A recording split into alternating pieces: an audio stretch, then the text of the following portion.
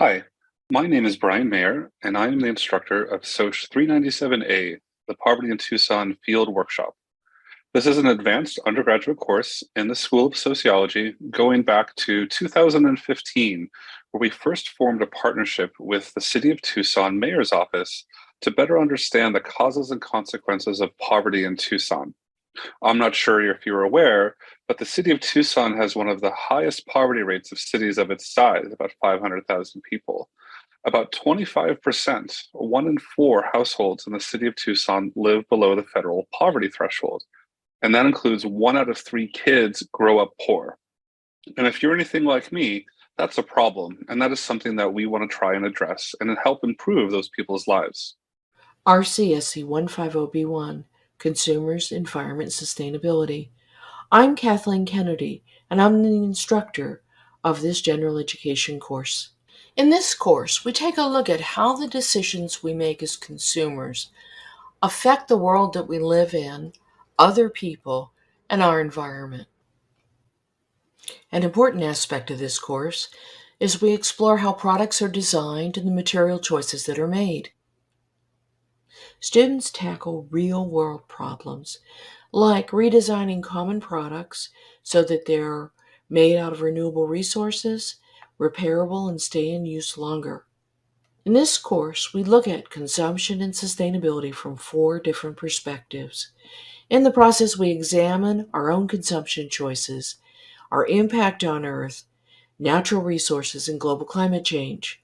We examine the systems that foster consumption, and we complete a service learning project with a community organization.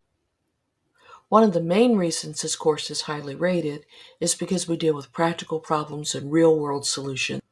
And those solutions can be part of making our world a better place to live. My name is Dr. Jamaica Delmar, and I am the Director of Project SOAR and the lead instructor for AGD 350 Student Outreach. AGD 350 is a course that is open to all undergraduate students and fulfills general education requirements. The course introduces students to historical and current inequities found throughout the U.S. public education system, and we spend time discovering solutions to those inequities in class. The course also comes with an experiential learning component called Project SOAR, which means as a student enrolled in this course, you aren't just sitting in a classroom listening to me talk for hours a week. You're out having fun, learning by doing. Now, Project SOAR has been in existence here at the University of Arizona since 2005. It was designed as a college access program where college kids go to local middle schools and spend time with middle schoolers to help them consider applying to college someday. Project SOAR is where you as a college student take action while applying what you learn in HED 350 as mentors to students at underfunded Tucson middle schools on a weekly basis. I don't know if you remember what it's like at that age, but it's kind of rough. They need older kids like you who can provide an ear and dedicate some time. Now, this experience for you and your mentee is life-changing. It's something neither of you will ever forget. But besides that, this class will help you build critical thinking skills. You are taking a class with students from all levels, from all different majors.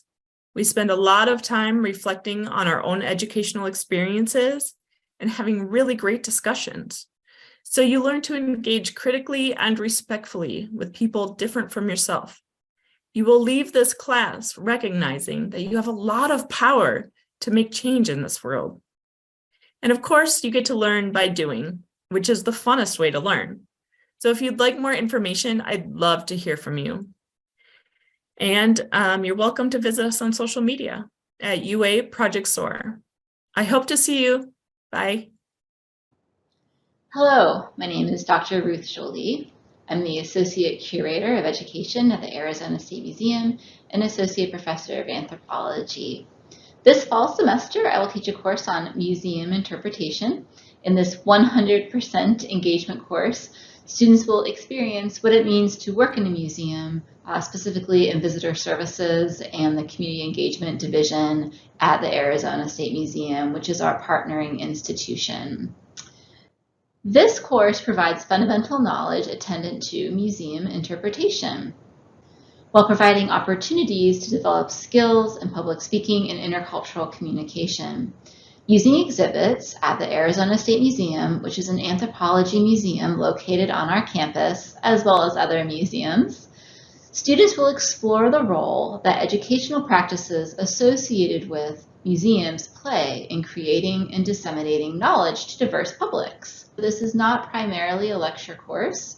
Students will engage with the material in a seminar format using regular discussions.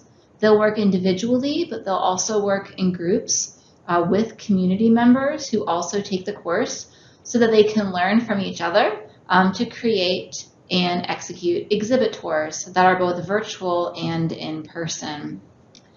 A student who has successfully completed the course can apply for a paid internship at the Arizona State Museum.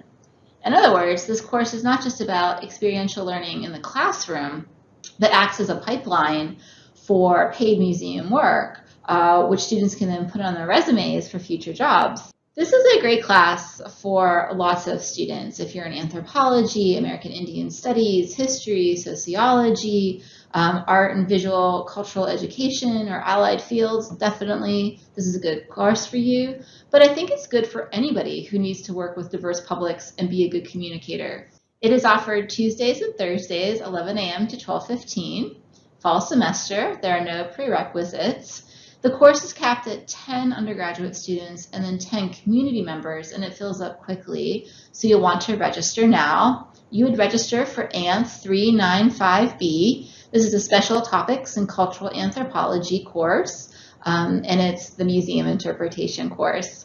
If you have any questions, please email me at rbjolie@arizona.edu, and I look forward to seeing you in my class the fall. The basic idea of science diplomacy is that you are using science in some way to help further the goal of diplomacy, or alternatively, you are using diplomacy to help further the goal of science. The Science, Health, and Engineering Policy and Diplomacy course provides an incredible array of lecturers and experts nationally and internationally who provide their expertise and their knowledge through recorded lectures or in-person online lectures. It's an awesome opportunity to learn from these people who have experienced so much and seen so much in the science, policy, and diplomacy arenas. The most interesting thing I learned in this course is a really tough question to answer. We covered so much and there were so many very cool things that we did. I think overall I'd say just the general background of science policy and diplomacy as a field and its history and how it's applied in the world today was, I think, the most interesting thing I learned in the academic sense. But the hands-on experience we got from the course project that we did with the State Department was also an incredibly valuable and incredibly interesting learning experience as well. Our course had the opportunity to do a diplomacy lab project, which is a public-private partnership between the Department of State and, in this case, the University of Arizona, in which students and faculty address a problem that the Department of State is looking at helping to resolve internationally. Our main position here today, we want to devote our time. The most eye-opening thing that I learned in this course was how students and staff could work together, even with such incredibly different backgrounds, to engineer solutions to the problems that our world faces. The most important thing I think about this course actually is just the fact that it's offered here at all. Science, policy, and diplomacy programs are really rare, let alone courses like these. And so it's just an incredibly valuable experience that you can't get in a lot of places and really opens your mind to the wider role and importance of the science or engineering that you're doing.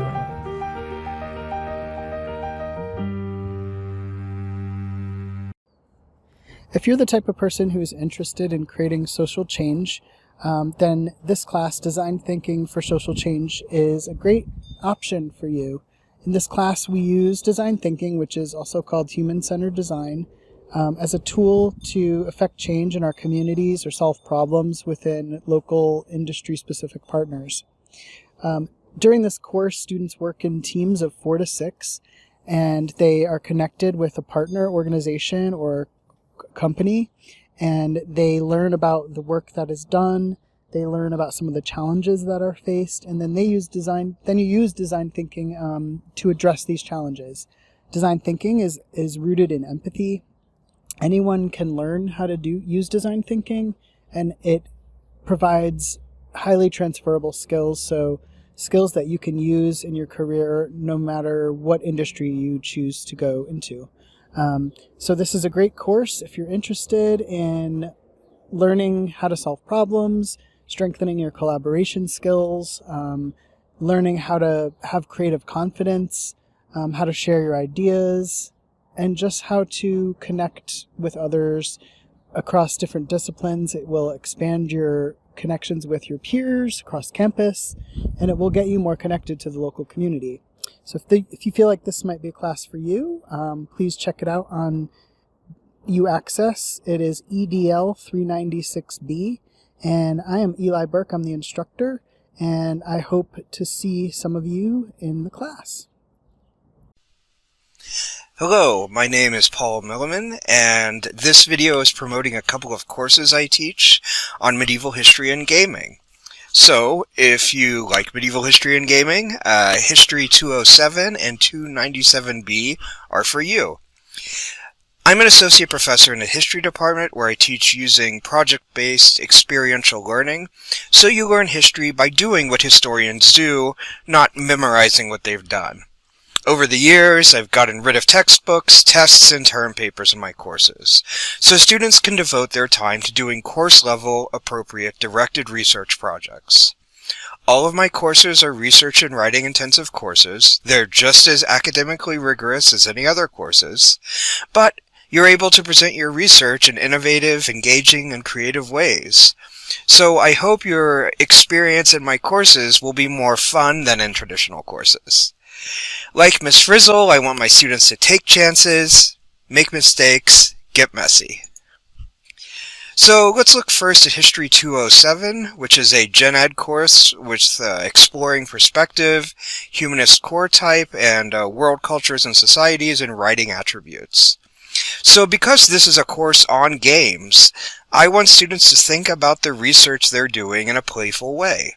So the research project for this course is creating a choose-your-own-adventure style game with Twine, which uses simple HTML coding to create an interactive research project. What I love most about this assignment is there is no one right way to do it. I encourage students to be creative and have fun. I give students some ideas about how they can do this, like creating medieval fan fiction or time traveling back into the world of a 16th century painting. But what I really want students to do is to think creatively about research and how to present it. So many of my students come up with such interesting ideas on their own, and my job as their teacher is to help them realize their research goals. So this is 297B, is a new course that grew out of a partnership that the history department has with the developers of Age of Empires 4. We worked with them to make the experience of playing Age of Empires 4 a credit-bearing course at the University of Arizona. So as you play through the campaigns in the game and engage with the content that Professor Futrell and I created for Age of Empires 4, these illuminated histories that we created here take deep dives into things you watched or played in the game, so you can better understand the history behind the game. So in 297B, this is a 3-credit course, we're going to engage in the same kind of student-centered, project-based learning with scaffolded assignments that students use in 207. But instead of studying medieval games, we will explore the world of Age of Empires 4 and analyze how learning history through gaming can be a useful pedagogical practice. So I'm really looking forward to teaching both of these courses in the fall, and I really hope you'll enroll, because having fun and being academically rigorous are not mutually exclusive. You can do both of those things at the same time. For hundreds of years, we have sat passively in lecture halls and been talked at. That actually doesn't work very well to get people to learn new things. So our class, the Design for Care workshop, addressing healthcare challenges with design thinking, aims to change this. The vision of the design program is to provide credit-bearing courses for any student on campus from any discipline, undergraduate or graduate, to come engage on interdisciplinary teams to do project-based learning and apply all the disciplinary knowledge they've gained in their own fields to the challenging problems that we face in the healthcare space. You have your set of unique experiences and your ideas, but often it's hard to piece them together to a solution. And you're just missing components of this puzzle where you can continue guessing, but when you talk to other people, they're going to bring this entirely unique perspective. The beauty of real-world problems is they're messy and there is no one right way to solve those problems. So you really do get to bring your own perspectives and creativity, really digging in and giving them the space to do that work. You could see them start to kind of have these little aha moments. It's also really exciting too. It gets you thinking in a completely different way, in a different level of abstraction. It's hard to lead yourself to that point by yourself. Collaboration, creativity, thinking out of the box. What would you create in that space where you are unlimited? You don't have to enter the design thinking process at the beginning. It's not a rigid checklist of things that you do. It's really meant to be a mindset. Another resource is the makerspace. The act of making something physical makes it easier for other people to see it and give feedback. So during class, as we work to prototype, we'll be able to just walk into the makerspace and 3D print something, or use the laser cutter or the sewing machine or the cardboard and Play-Doh to do kind of lower resolution prototyping. Really, at the end of the day, the program is meant to produce a body of students who have experience and confidence in going out and making the world a better place. Do you know that the United States is one of the most productive nations regarding agriculture and food product? Yet, we have 11% of population suffering from food insecurity, while 30 to 40% of food supply are wasted in the US. Few questions are more fundamental than how we feed our people. Yet the coexistence of food insecurity and food waste beg the question that how can we feed the population efficiently, sustainably, and equitably? Hello everyone, this is Dr. Nazo. I'm your professor of the food course, the food economy, efficiencies, gaps, and policies. In this course, we will investigate the food supply chain and market through the efficiencies that has provided us.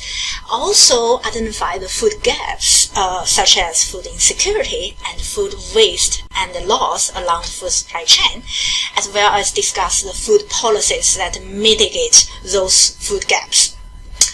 We also will get our hands dirty and brain busy with various learning activities. First off, we have an exciting experimental learning project that waiting for you to contribute. Partner with the U of A Campus Pantry, we are going to listen from the director of the Campus Pantry and try to address their questions and concerns with our course project. Curious about the food economy? Eager to get your hands dirty with data and research? Join us.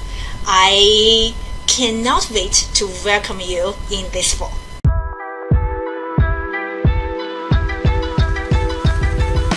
Hi, I'm Denise Meeks, a science journalism graduate student with a background in science and education. But if you have a background in communication, art, graphic design, or other science areas, you should join us. We meet once a week to talk about water issues and how to turn questions into graphical ideas. We're an interdisciplinary team. We would love to have you. Hi, I'm Sophia. I'm currently a junior here at the University of Arizona studying geoscience and a returning member of WaterWise. As a member of WaterWise, I've always appreciated the fact that I can apply my knowledge from my geoscience background to the class, and that I've always felt valued for my input. Being one of the few undergraduate students, I've always felt welcomed and included by everyone. And with this being said, I'm very grateful for the opportunities of meeting professors and students from other departments and making connections.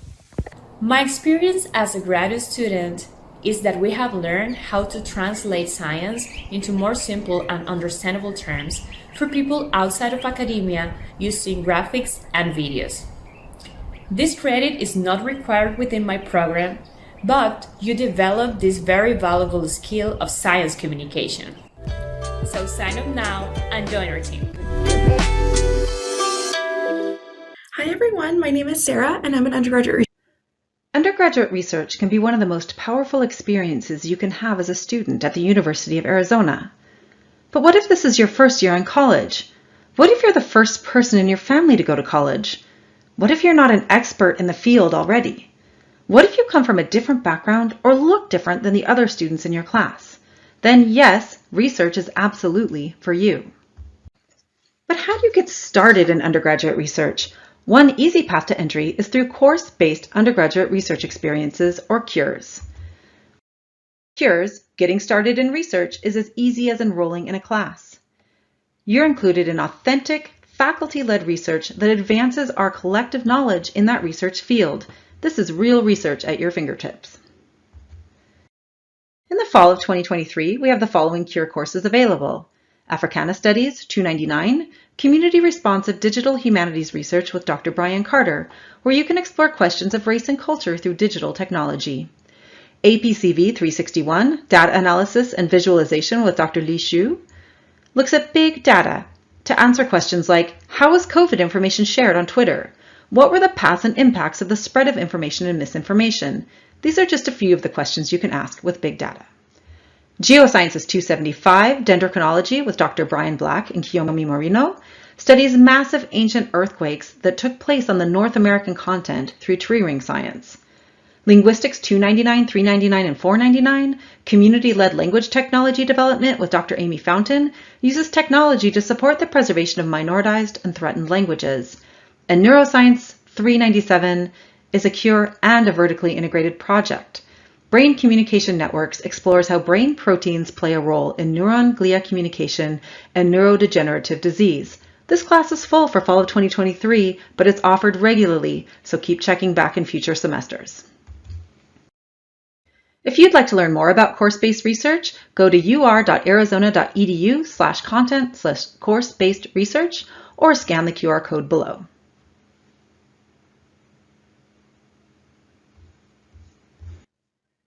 Vertically integrated projects, or VIPs, are an excellent research opportunity for undergraduate students at the University of Arizona. VIPs are for undergraduate students who are interested in challenging, long-term, multi-semester projects led by faculty. VIPs help to match students with projects that meet their needs and goals. They provide the framework for students to understand their specific project and how it relates to the larger research picture, and they provide a supportive mentoring environment. In a VIP, incoming undergraduate students are mentored by experienced undergraduate and graduate students who are all under the guidance of a faculty mentor.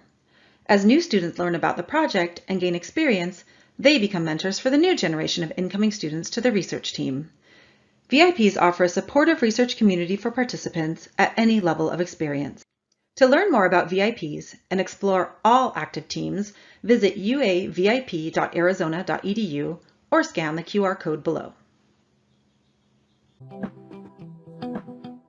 Precision Aging Network Student Ambassador Program. It's an excellent opportunity for students to participate in activities. There's so many different types of activities. I'd say the bread and butter activity is our in-person engagement. Serving as the faculty lead, it's been a great experience to work with students and show them, just being there as a resource for them, showing them what the university is doing.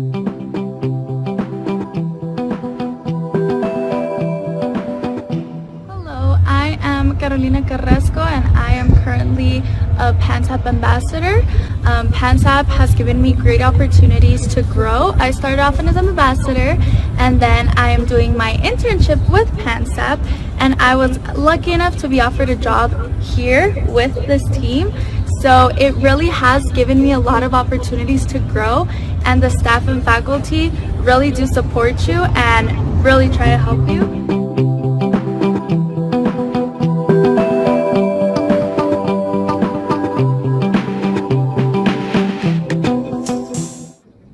Hi, my name is Melanie Rubio. I'm a graduate research assistant with the Precision Aging Network. And my main tasks include organizing community engagement events to help recruit for our various studies, including MindCrowd and Healthy Minds for Life. In this position, I have really strengthened my skills within interprofessional collaboration, which will eventually help me as well as a public health professional. And this wonderful team of student peers and researchers has really been very rewarding, and I recommend it to everyone I come across.